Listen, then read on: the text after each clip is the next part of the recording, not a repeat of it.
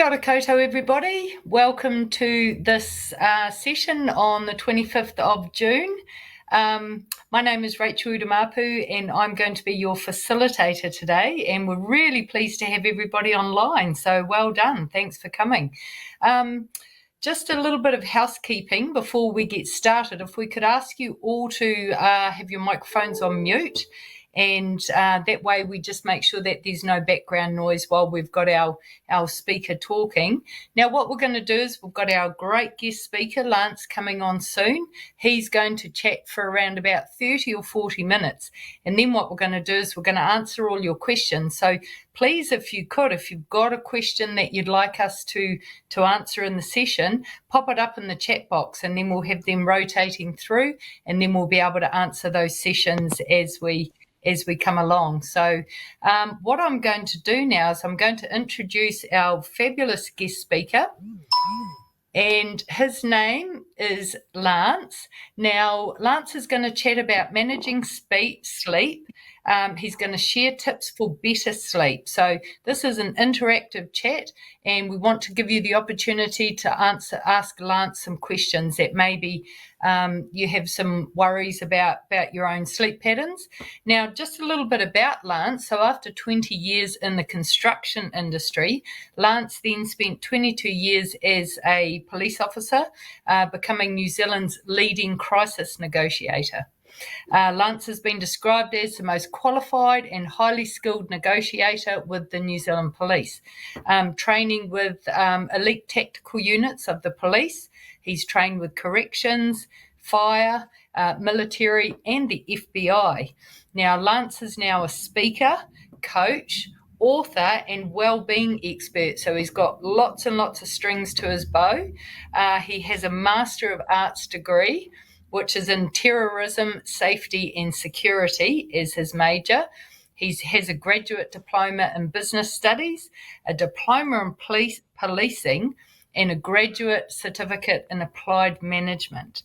Now, Lance has published 2 best-selling books, one called Behind the Tape, Life on the Police Front Line, and Dark Side of the Brain, so adapting to adversity. And he is now writing a 3rd book, so on anxiety. So we really look forward to seeing that out when it comes. So now I would like to hand it over to Lance. Lance, we're really grateful to have you here. Thank you very much for coming, and over to you. Lance Burdett. Thanks so very much, everybody. Look, it's great to be with you, and hopefully we're going to be able to help you with some of your sleep tips. So yeah, it sounds a weird journey, builder to become a cop to now do this, but and the reason why I did that was I did have depression while I was in the police, and I part of the reason why I'm here to talk about sleep is I had some insomnia. So I had it very bad as a teenager, and also when I was struggling in the police, and so that got me on my journey to where I am now, and I'm doing another diploma in positive psychology and well-being, but I work in the area of neuroscience, how the brain processes information, how it stores it, how it retrieves it, and a lot of that is interferes with our sleep. So I'll start off by this little picture of the brain and how it works. Now, the number one thing, or there's a couple of things here. The first thing is sleep is critical to our well-being. Forget everything else. It's sleep. That's the critical part. And so if we're struggling with sleep, our well-being, our recovery is not going to be as good as it could be. But there's some things that feed into that, which is diet and exercise and all of those things we hear about in the well-being space. But sleep's the number one thing. Now, the second thing about sleep, if you've got something on your mind, your brain will keep you awake until it can fix it. And that's sometimes we don't know what's on our mind. So we have 2 systems, they're called, inside our brain. System 1 is the most powerful part. It is the unconscious and subconscious. It runs in the background. So while I'm talking with you, you're hearing stuff and you are reflecting and comparing what I say to yourself. That's the way the brain works. So that big part of what's going on is in the background, right? So we'll go through some simple tips on how to get stuff off your mind. We'll start with that. And then we're going to talk about how we're all slightly different and then we'll do some Q&A. So pop those questions in, or wait till the Q&A comes. Once I get this done, it'll be a lot of your questions that have already been asked might well be answered. So we have three major parts to our brain. The stem is the auto brain. It keeps us alive and alert. And it's the alert function that keeps us awake at nighttime because of the limbic system. It's right between our ears. It sits towards the back of the brain, between our ears. Inside there is something called the amygdala. Now, the two lobes of our brain are replicated, right? So there's the same on either side. So we have two amygdala.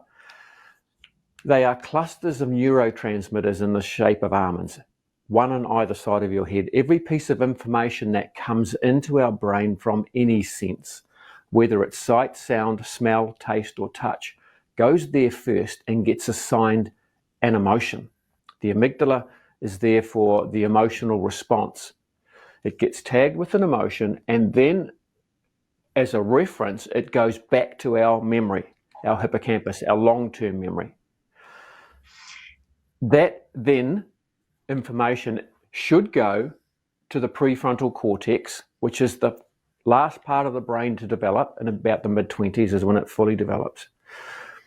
When we're going through any challenges in our life, such as we're all going through, I've been through it myself, albeit not quite that serious, but I had melanoma, and I've still got to go back every 6 months and have cancers cut out, because I was one of those builders that put, that thing we did in the old days with baby oil, and let's get as brown as we can, and, suffering the effects of that. That disconnects. And so logic, so this is called the executive function. The prefrontal cortex is the executive function, where the final decision is made. Now, if that disconnects, there's no connection there. So we've got to try and reconnect that. Now, I'm going to show you a little trick of how to connect with your prefrontal cortex right now. All I'm going to get all of you to do is to take a really big deep breath to my timing. I'm going to take a big deep breath, and I'm going to get you to sigh as hard as you can. And then I'll ask you a question. So here we go, all together, big deep breath. Sigh as hard as you can. Now quickly think of something. Chances are you can't think of anything. How cool is that? And now you'll feel slightly better, right? It's like a reset for your brain. It's when you phone IT and you've got something wrong with your computer and they say, have you tried turning it off and back on again? That's what we just did, using oxygen. The brain runs on two fuels. It runs on glucose and oxygen. Now, how does a sigh work? Inside our lungs, we have something called alveoli. They're little nodes. When you breathe in, these little nodes grab hold and the oxygen gets absorbed through the cell walls and they become hemoglobin, which you would have heard about and been talked about during some of your treatment. Hemoglobin is oxygen in the blood, which goes to our brain. When we're going through any events, any struggles that we might have, we short breathe. And when something's on our mind, we short breathe. We're producing cortisol, which we'll come to soon, but that short breathing, these alveoli collapse. So we're not getting pure oxygen to fuel our brain. When you sigh, they all collapse. And when you take a big deep breath, all your alveoli inflate and you get a rush of oxygen, which connects you with your prefrontal cortex and calms the mind. Right? Well, it doesn't calm the mind actually, because it can make you think of other things. Some of you would have thought of food, I bet. Now, what we've done there is it's like a reset. Got lots of things coming into your mind. That's the one I recommend. The other one I want to talk about, we're going to do one right at the very end that's going to put you into the alpha zone, which at nighttime will put you to sleep. It's a very special, and it's got a timing to it. The other breathing technique, and forget all the other breathing techniques, most of them contain where you have to count. If you have to count, the mind won't slow down. Your brain will stay active. Sigh, there's no thought. Right? So we're able to connect to here. The other one is, while I'm talking to you right now, all I want you to do is to breathe out through your nose as slowly as possible. Just keep breathing out and breathing out. Some of you, it might be difficult given some of your treatments, but just breathe out as slowly as possible. And the slower you do it, the more calm you will become. Am I right? The answer is yes, Lance, when I say that, by the way. Yes, Lance. How good work. How calming is that? So just breathe out. If we breathe in too much, we hyperventilate, too much oxygen. And some of those other breathing techniques, you tend to breathe in and, you've got to count and you do all sorts of things. And the brain just goes, that's too hard. I haven't told you anything that you don't already do. Sigh clears your head. Breathing out very slowly calms your heart. So when you breathe out, your heart rate goes down. When you breathe in, your heart rate goes up. And there's your breathing techniques. Forget all the others. It's got to be simple and intuitive. Now, our memory, and this is the thing about, this is what makes us different, and this is why we tend to go into heightened states. So as we go through life, we have events that have happened to us, things where the amygdala has sparked up, both good and bad, but mainly bad. The brain has a risk bias. It's looking for danger to keep us alive. Hence, every piece of information goes here. It's looking for risk. And when it finds risk, it puts a mark in your memory. So whenever the heart rate goes up, there's a mark, right? Don't go down by the river. The last time you went down by the river, a crocodile came out and nearly ate you. So the brain registers river, crocodile, avoid. You don't learn by avoiding, but that's for another time. So we have this mark. It doesn't remind you that you got away from the crocodiles, does it? No, you don't know how, but that's a reference for the future. Now, while I've been talking with you, every single one of you has already thought of something in the future. You cannot not have. I wonder how long this is going to go for. I wonder if I can get the recording of this. I wonder if this would be helpful for the family. I wonder, right? I wonder if we're going to have a break. No, we're not. It's only an hour. Right? So the brain is looking forward. We're supposed to be here in the moment. We're not. We're seldom in the moment. The brain is busy looking forward to the future. What does it base it on? What does it predict the future on? Our past. Now, the problem is that 80% is of negative things, 80% of our memory, because that's the time that the amygdala sparks up the most. So we're kind of already backwards, aren't we?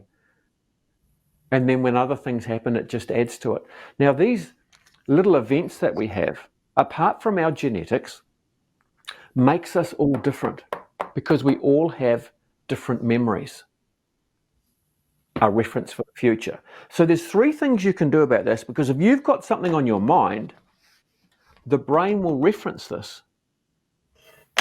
The example I use is if you're leaving home at a bit of a hurry, you're very lucky you've got somebody at home, a partner, and you just shout out as you're leaving, "Bye, I'm off. See you later." And just as you close the door, you hear from inside the house, "Yeah, whatever." And you think, "Ooh, you wait till I get home." And you close the door and off you go. This thing says, why wait till you get home? I've got some ideas for you. And you have this thought, you've been a bit grumpy lately. You've been keeping people awake with all of that no sleep. Do you remember a year ago you had that really big argument? Huh? Do you remember when you first met? Didn't go as well as you'd hoped? Huh? You start having these random thoughts. Now, what the brain does to help us, it just goes back through our memory to similar events. Is this helpful? Is this helpful? What about this one? It's ourselves talking to ourselves about ourselves.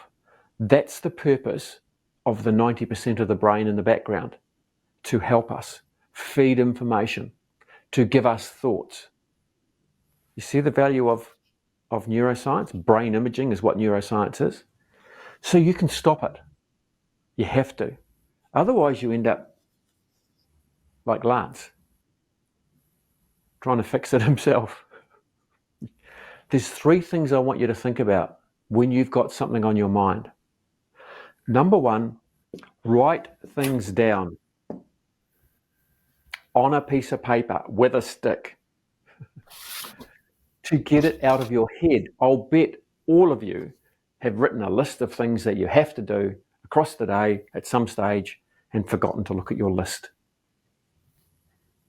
And you find it at the end of the day and you go, oh, there it is, because it's out of your head. But you will tick most of them off. Why? Because you wrote with a pen on a piece of paper. So write things down. Plus, some of you are my generation, when we get a bit old, you've got to write things down anyway. The next thing you can do is read. Read to give yourself more information.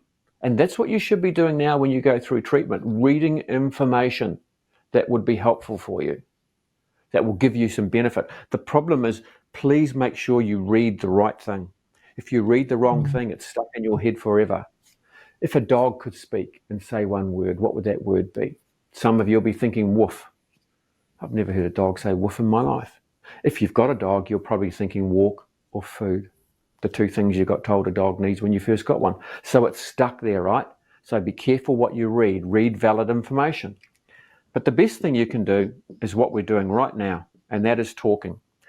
We're told we should talk, but never why. Well, let me tell you why we should talk with each other. Number one, you're getting it out of your head. Number two, and the biggest part of this, is that when you're talking with somebody, you're also telling them how you feel. And that's the important. Because let me remind you of this. It is the emotion that holds the memory. If you talk openly with somebody about what's going on, perhaps the treatment you're going through, find somebody who's been through the same treatment that you have. And that's why those groups, those discussion groups are fantastic. This is why we're doing this today. Sorry, I'm pointing over here because that's where my screen is. I should be doing that. Because we're going to talk about things and we're going to share experiences. No two people have the same. And that is invaluable. And you can tell people how you feel. The third thing is we're going to share experiences. That's the big thing. Each of us goes through experiences different. Because, as I said, no two people are the same. The same with our bodies, by the way. There are some questions come through about medication and that interfering with your sleep. Absolutely it might. Why? Because your physiology might be different to others. So, we've got to go back and speak with our specialist or our medical practitioner, our doctor, to talk about what might be better for us. Now, I'm somebody who's genetically predisposed to arteries blocked and all sorts of things and, reflux. And so I'm on 4 or 5, I think. But some of them weren't working and causing all sorts. He said, oh, we got some more. And that's the value of what we do in science and things, right? So you've always got to do that, share experiences about that and share your experiences with your specialist. Always tell them what's going on. But the best thing about talking with others is, when you talk with somebody, you always come away feeling good? That's oxytocin. Now, oxytocin is a positive neurotransmitter. It is, it's a chemical that's released into the brain when you talk. It was mislabeled as the love drug. It's not, well, it is, but that's a small part of it. When you talk with each other, you get those chemicals released. So here's what I want you to do. Got anything on your mind? Number one, talk with people. Talk with somebody about it. To get it out of your head, to tell people how you feel, to share your experiences, to release that oxytocin. Number two, read some information. Now, if you're going to a specialist or as you go through your treatment, when you speak with your specialist, always say, have you got something you can give to me in writing as well? Because oftentimes we don't hear everything they say because the brain is, it can't take a lot of information in. So if you can, they'll tell you something, say, hey, look, can I have that in writing, please? All right, demand it. And then, number three, write yourself a plan. Talk, read, write, and that's the way we stop this whole catastrophizing, it's called, the spiral, because that's really important around sleep. That will make you relaxed as possible. Now, I want to talk about sleep, if I may, getting a good night's sleep. If you've been doing this sort of stuff, you'll be a lot better. But if you've been doing the old catastrophizing, you might not realize you're doing it, but you are. And so if you're having trouble getting to sleep, the biggest one is cortisol. So when we're doing this whole, well, worrying, I guess, or concern, when we're doing that, we're producing cortisol. And cortisol is what's waking us up 3 or 4 times a night. So if you're waking up 3 or 4 times a night, the chances are you're waking up around every 2 hours. Yes, Lance is the answer. Because that's the REM cycle. Now, the way the sleep cycles work is it takes 10 or 15 minutes to get to sleep. Then we go through a 90-minute or thereabouts REM cycle, 5 minutes or so before we realize we're awake. There's your 2 hours or thereabouts. Now, cortisol, when we worry, we get 2 chemicals. We get adrenaline, which continually feeds into our system, and that's what gives you the dry mouth. The adrenaline that you got going through you, and it's designed to stop you from eating food. I've got risk to manage. And so the adrenaline goes through the system within an hour or so. It's cortisol that comes from the adrenal glands as well, which puts us into a slightly heightened state. And we stay there for as long as the brain thinks we need its help. Cortisol will keep you awake. Cortisol is the release of sugars into the blood to keep us in this heightened state. So if you've got too much cortisol when you go to bed, at the end of every REM cycle, so there's 5 stages to sleep. The last 3 stages are deep REM, when the brain processes information. At the end of that process, you get the brain releases a little bit of cortisol that's designed to put you into light sleep so you can go through the process again and again and again. If you've got too much cortisol in your body, you'll fully wake up, and that's what's happening. Now, that processing that we do, what the brain does during our sleep, a minimum of 3 times, so you must a minimum 6 hours, maximum 9 hours of sleep. As it goes through that, what it's doing is consolidating the long-term memory in the hippocampus, and it's throwing out the rubbish. If you're not getting a reasonably good night's sleep, and who's getting a good night's sleep at the moment? Wow, it's very hard to do. If you're not getting the trash builds up. And what is trash? Generally, it means negative self-talk. So if you find yourself overthinking, having a lot of negative self-talk, the why, shoulda, coulda, gonna, wanna, all that stuff, I want you to stop for a moment and think to yourself, did I get a good night's sleep? And the chances are it will be no. It will be no, because you're not joining here. You're in here. You're stuck in here.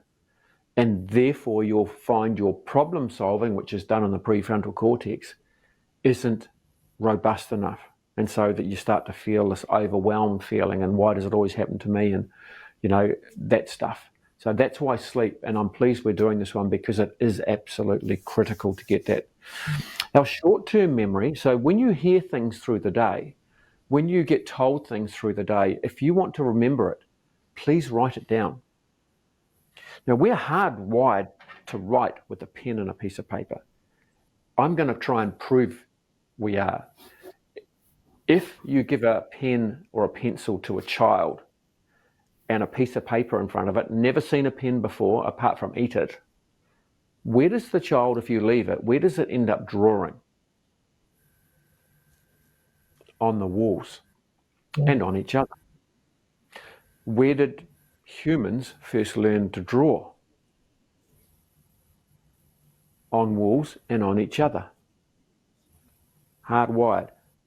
So when you've got things on your mind, write them down. I can't say that enough. It really does work.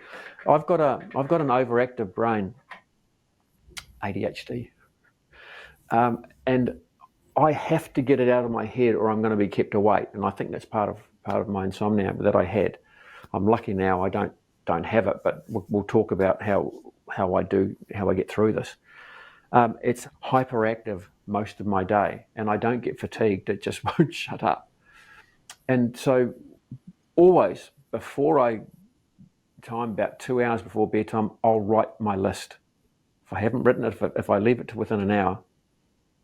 So I write down as much as I can, and chances are I'll jump into bed, turn the light out. Oh, damn. Light goes back on, a couple more things. Damn. And my wife next to me, she never says a word, but bless, I know what she's thinking. Would you just go to sleep? I wish I could. So once I've done that, I generally fall asleep. So make sure that you're writing things down before you go to bed, right? Well before, 2 hours before. Make sure that you're getting off electronics. Make sure that you are starting to relax 2 hours before bedtime. Now, this is how we get a reasonably good night's sleep. Number one, we must try and get some form of exercise as much as we can. Now, some of you won't be able to do that. So it's really about, if you can't get exercise, because unfortunately exercise is the only thing that will burn off cortisol. If you are unable to get exercise, then you really must do the talk, read, write. And you must do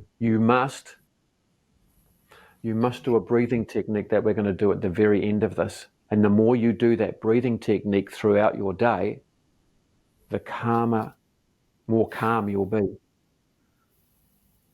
So that's what I want you to do. So if you are able to go for a 15 to 20 minute walk, if you're able to move your arms around and get the heart rate up and as much as you can, if you're able to do that, great. And that will stop you waking up 3 or 4 times a night. If you're unable to do that, what I want you to do is to make sure you're sticking with this so that you can remain, make sure you're doing the sigh, make sure you're doing all of those things. And just for you, for those that are unable to get exercise, well, all right, you can all have it. We've got a document on sleep tips I'll refer to later on. It's got all of this on it and a whole lot more, which has been validated by the Sleep Clinic as well, by the way, who we'll refer to later. So this is how you get a reasonable good, if you can get that exercise in, do it. Because what happens, how many times have you gone for a walk somewhere and all of a sudden an idea's popped into your head? What that means is, you've had something at the back of your mind, and you just decide to go for a walk, or you might have something on your mind, and all of a sudden you have that epiphany, that idea comes, right? That's what I can do. It's because you've joined to the prefrontal cortex, you've burnt off the cortisol, and you've connected. So that's it. A little bit of exercise if you can. If you can't do the exercise, it's the talk, read, write. But we should all do that. Now, the next thing I want you to do is, if you're able to, is have a very hot shower. The first one's the meal. Now, our main meal should be around 3 hours before bedtime. The reason for that is, when you eat, as you digest food, your center core heats up. Now, the idea is we want the center core to heat up. We want to get a bit warm and then remove that warmth. And as the body cools down, it wants to go to sleep. So you can actually activate your circadian rhythm, which runs 24 hours a day, by making your room cold, dark, have some food right before bedtime, and do a breathing technique we're going to show you at the end, and you can actually fall asleep in the middle of the day. So it runs on those 4 things. So we're going to have our main meal, then we're going to have a shower, if you're able to have a hot shower, about 2 hours before bedtime. Again, when you have a hot shower, as the heat reaches into the center core, it will heat up, and then it'll want to cool down. So we've coincided the cooling down of the food and the shower, and they both collide, and you start to get tired. 30 minutes before bedtime, just before you, or even if you're going for a nap, Just have a small piece of protein. Now, it's just a small handful. It's not the meal. It's just enough, particularly that we're wired. In fact, we're wired for 2 sleeps. Did you know that? We are wired to go to sleep at 3 in the afternoon, and some countries still do it in Europe. Why 3 in the afternoon, do you think? Well, because we've had lunch at 12. That's why the 3 in the afternoon.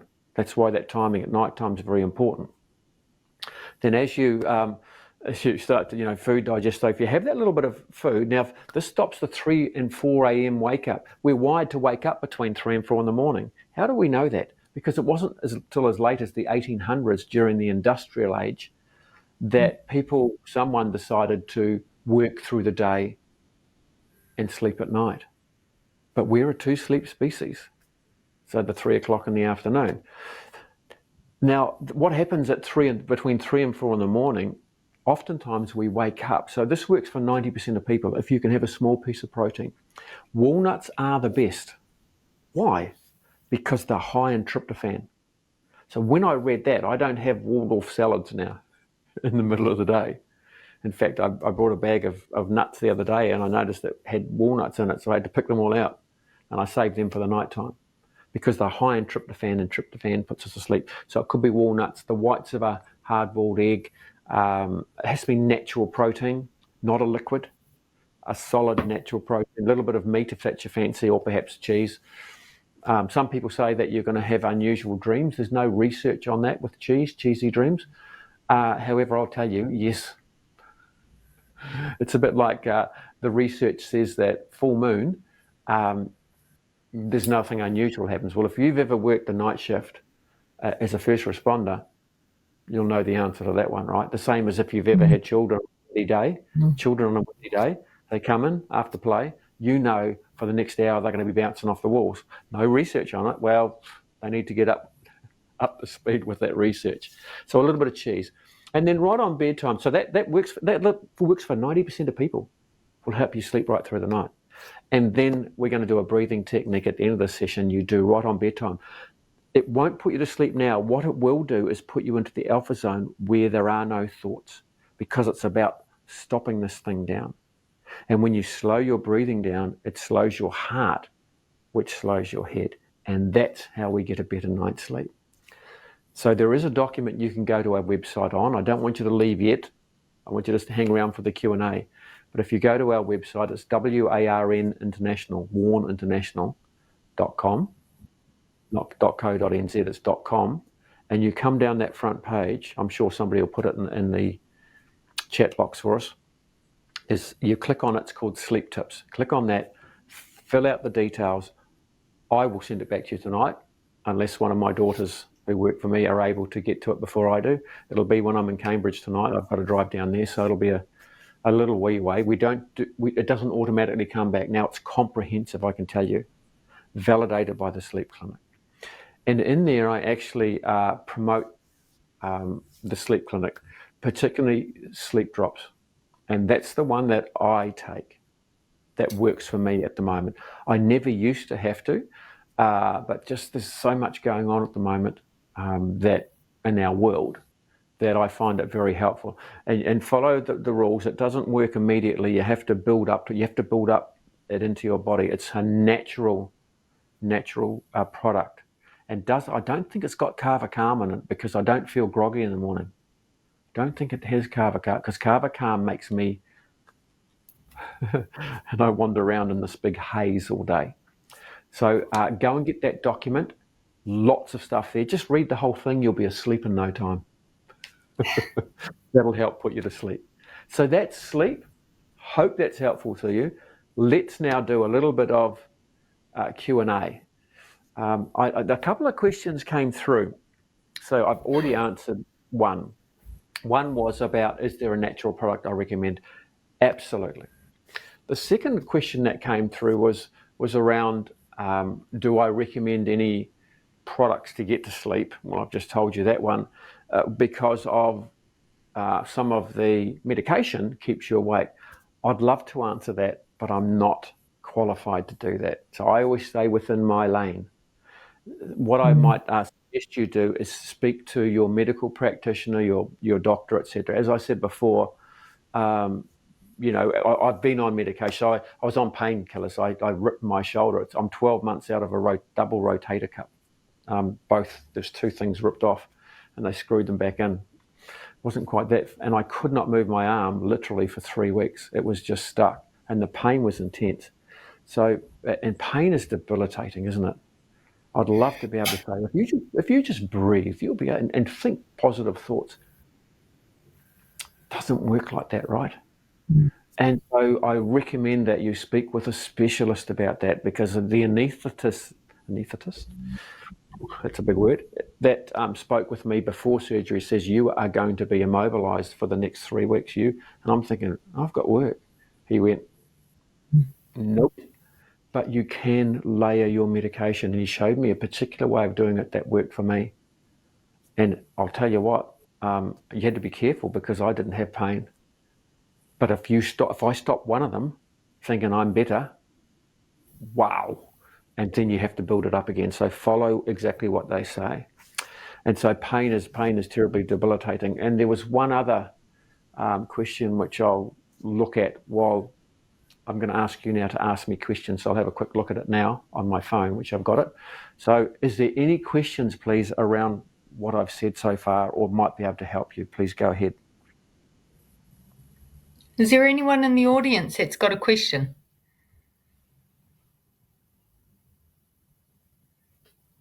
Actually, I've covered all those questions off.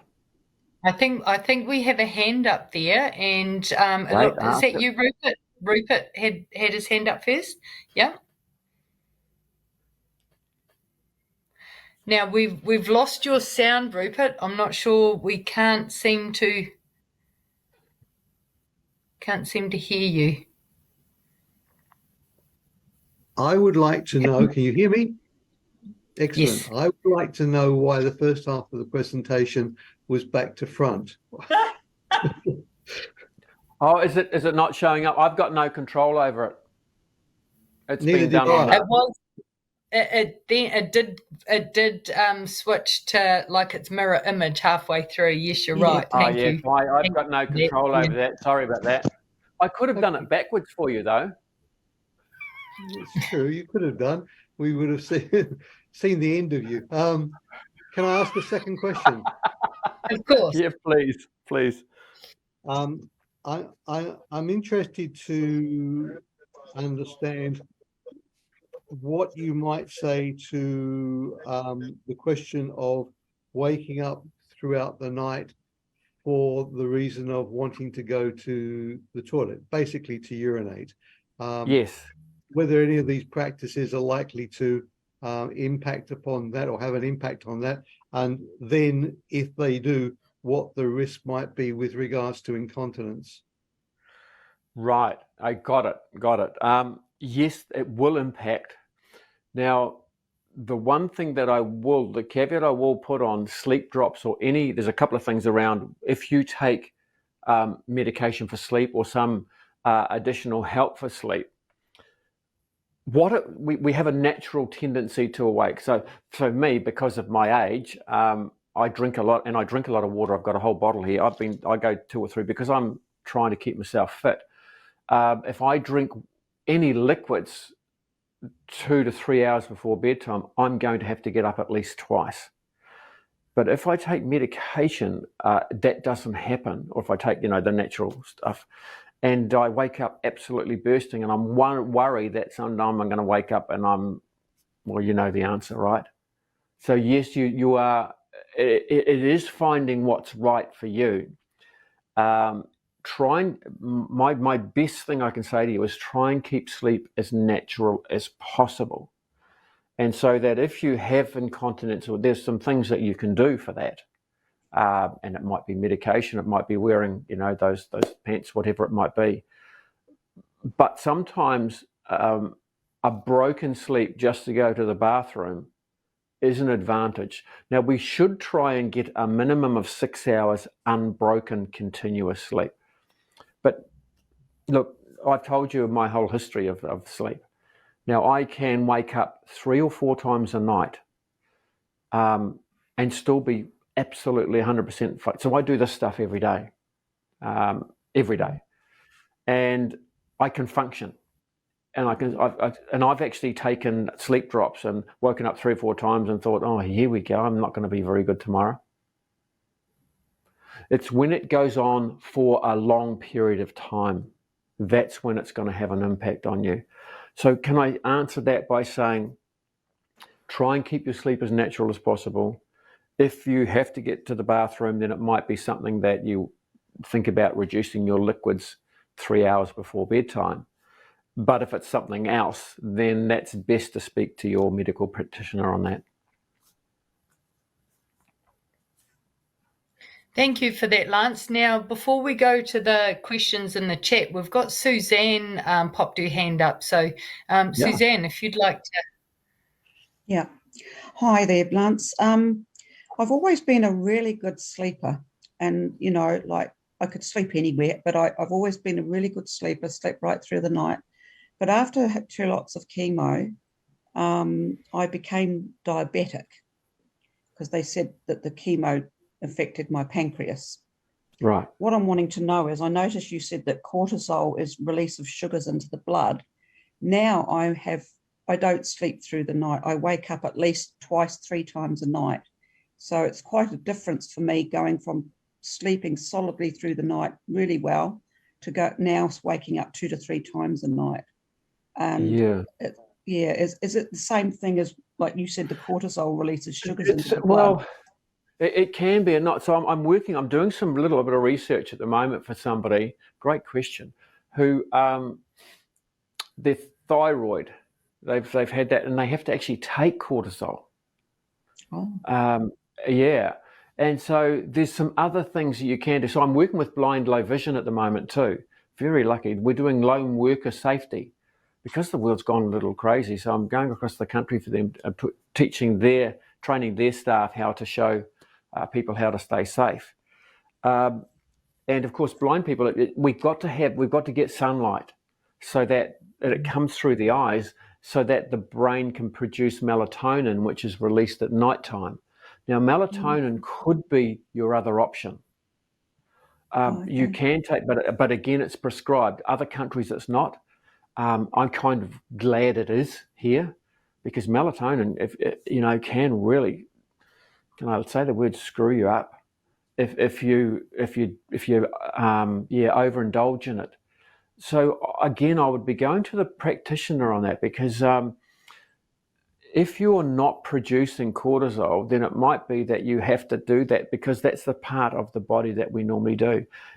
What specialists try and do is keep the body as normal as possible as you go through your treatments. And sometimes the treatments do affect exactly how you said. And then it's about a matter of not just dealing with the chemo and our cancer, but it's also dealing with that as well. And that's one of the complications that we have when we go through chemo. I haven't had it, but from what I understand, my niece went through it. And it's it knocks the body around, doesn't it? Yeah. It knocks it around. And so really please ask questions of your specialist, of your oncologist. Ask. Don't go in there just hoping they're going to say, to my deep regret, when I went to my psychologist when I was in depression, was giving me all of these helpful tips to get through it. And I wasn't even hearing a word he said. Now, he didn't actually say, Lance, I don't remember him hearing say you've got depression, but I know it was. And I've spoken with specialists since then.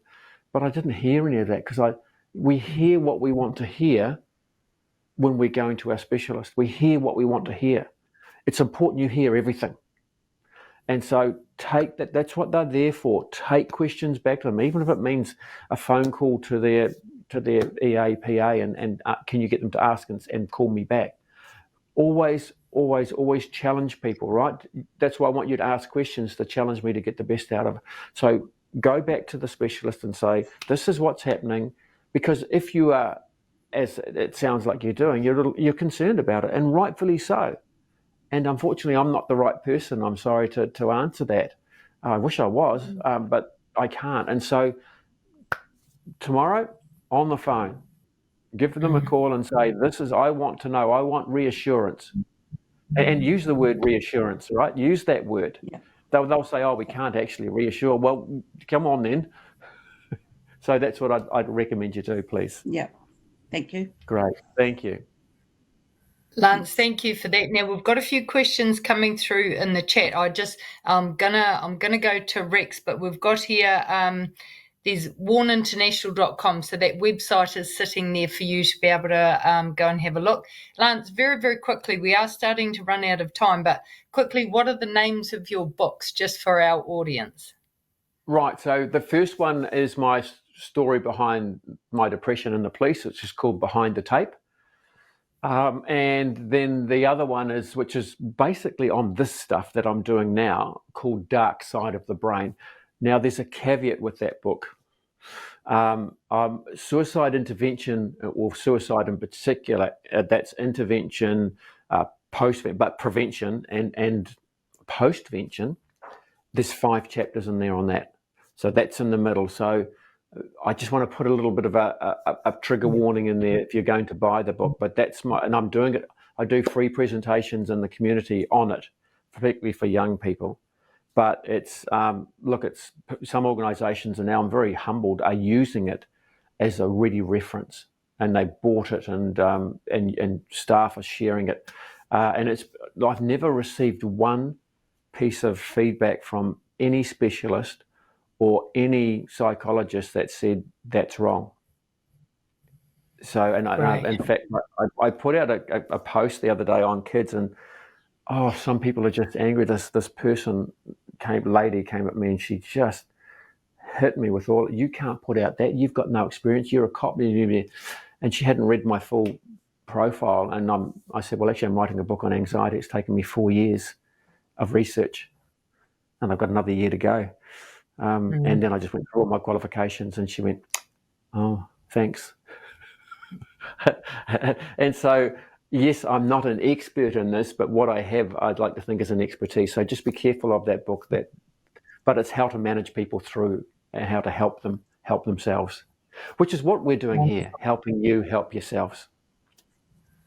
Thanks, Lance. We'll quickly keep moving. So we've got probably a comment here about getting to sleep, no problem, but then waking up after a couple of hours. So you may have already touched on this, and then we'll go to Rex. He's got his hand up for a question as well. Now, I'm going to tell you a breathing technique I don't want you to do right now. Because if you've got to go and make dinner, you won't be able to, because you'll be groggy. Now, in that document is something called the 9 breath technique. You can do it now if you want to, because we're born curious. Half of you are going. Shall we maybe answer Rex's question and then? Okay, and you then might want to do that first, because everyone will just go.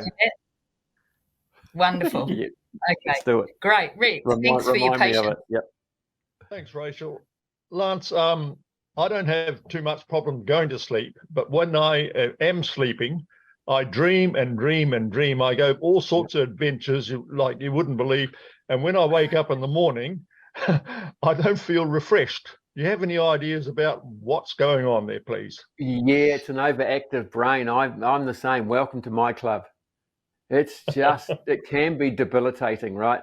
So again, it's about, they call it sleep hygiene, but it's not hygiene. I call it sleep practice, all right? And so the biggest thing around sleep is timing. Try and stick to your timing of when you go to sleep and when you wake up. That's the critical thing about timing. Now, if you go to bed too early, you're going to stay awake, right? So the brain says to you, I'm glad you come to bed early. I've got a couple of questions to ask you. Now, with your brain, it's like mine. It's very hyperactive. So it could be something you're eating is a classic one. But if you're doing too much before bedtime, if you're the brain takes a while before it rests. So can I ask you that question first? Are you doing too much thinking before bedtime? No, I do generally watch a bit of TV, then I'll go to bed round about 9:30ish, and right. I'll read for half an hour. That's perfect. And then, 10 o'clock. No, 10 o'clock, yeah. So our best sleep time is from 11 till 3. Now, the other thing is, do you actually wake up at the end of dreams, or you just recognize that you're dreaming? Occasionally I would wake up. Occasionally, And that's when you say, remember wow, your that- dream, right? Yeah. So But most I'm going to get you to do most this times I breathing technique. wake up in the morning and I think, oh God, here we go again. Now, okay. Now, when you wake up in the morning, if you wake up past the REM cycle, you'll be tired, and that might be what's happening. Do you wake up to an alarm, or do you wake up naturally? I wake up to, well, I have setting the alarm now, so I am Right. trying to have, No. Yeah. Okay, good. Lance said no. So what I want you to do now, do you have a smartwatch at all? no. Okay.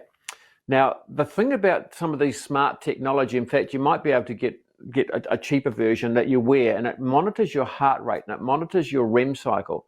Now, one of the values of that, I don't wear one either. I've got one, I don't wear it. But what you can do is set those smartwatches so that it wakes you up at the end of a REM cycle close to the time you want to get up. So, for example, you might want to wake up at 7 in the morning. You set the alarm for 7 o'clock, and it might wake you up at 6:45. It might wake you up at 6:30. It'll wake you up, because if you go too far into the next REM cycle and you wake up to an alarm, you're in deep sleep. And waking in deep sleep, you're going to be groggy. It's most likely that. I have a really overactive brain. I have wonderful dreams. And I don't tend to get tired because I like blue cheese, so that's where that comes from. But I just, because I tend to wake up naturally more than ever. So I've got an ability now where if I set my alarm, I'll wake up about 10 or 15 minutes before it within that. Yeah, I'm in that because I've been phase doing now. this. I'm in that phase also now. So that's All right. good. So that's Yeah. good. You keep sticking to that, and I reckon you'll be all right. But if we do that 9 breath technique when you do wake up, what it does, it just puts you into a really deep sleep quite quickly, and the chances are you won't spend so much time in those dreams. But just enjoy those dreams. Yeah. Thank you, You might be able Lance. you might be able to write a book about them. Thanks. Nice one, Rex.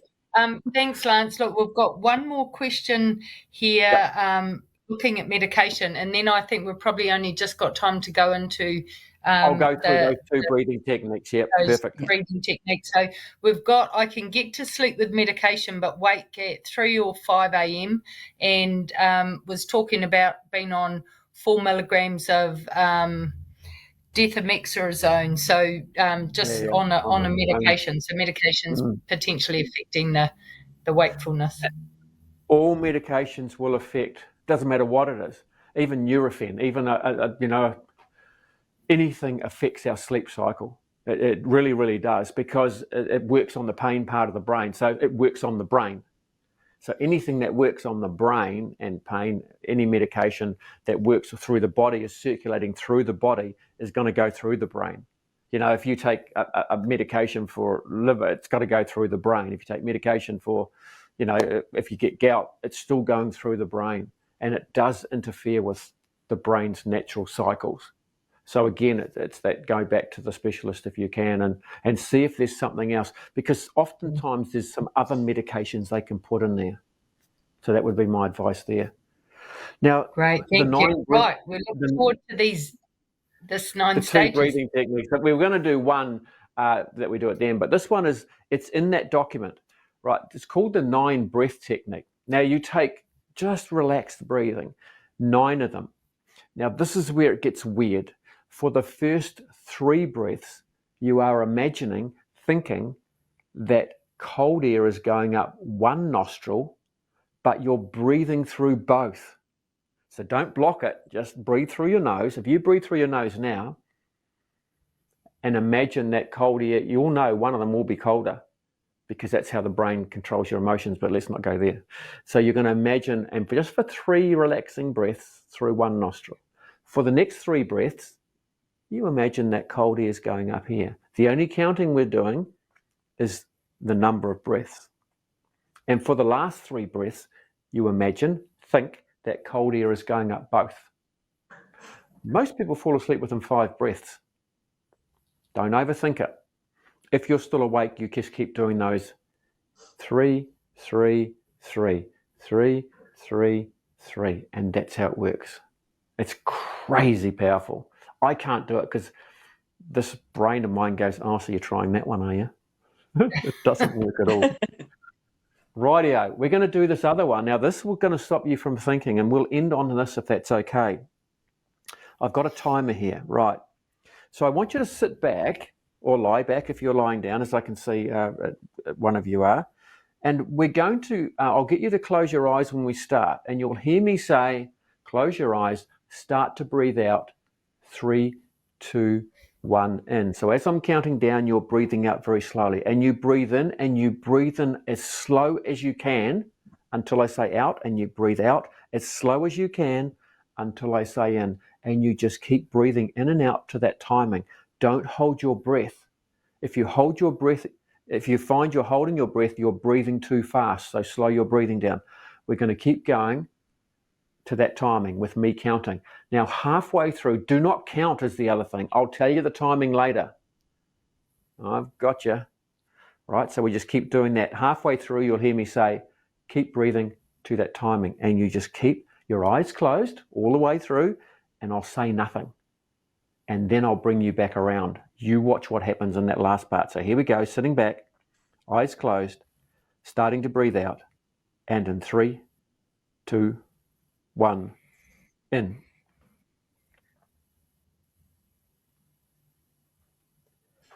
Out. Out. Nice and slow. In.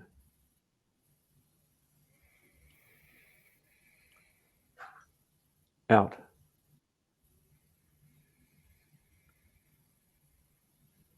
In.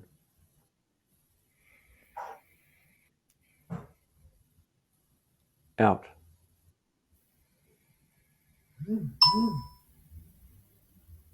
In.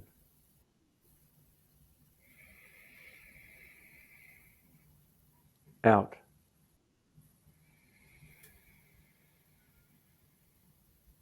In.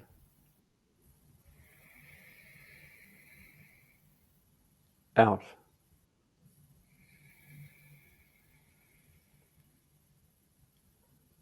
In. Keep breathing to that timing.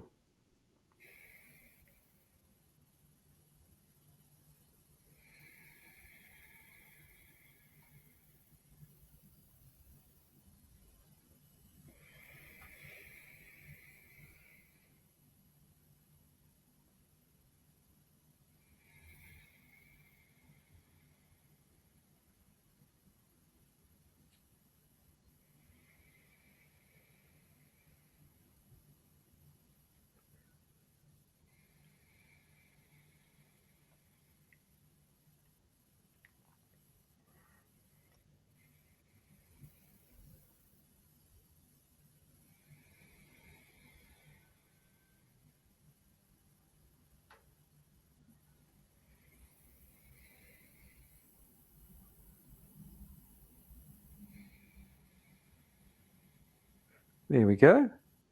So that was 2 minutes long, just 2 minutes, 6 seconds in, 6 seconds out. I hope in that last part you sort of disappeared off into Never Never Land, right? So it's just the brain, you can see you're still coherent, and I could hear somebody breathing perfectly to the timing. It was perfect, whoever that was. I hope it's been helpful to you. Thanks so much for coming in. Do tell others about Look Good, Feel Better. It's a great organisation. Spread the word. Make sure that we get more people in next time that we're here. Do look after yourself. Always remember, go with your heart and not your head, because your heart does know best. Thanks so much.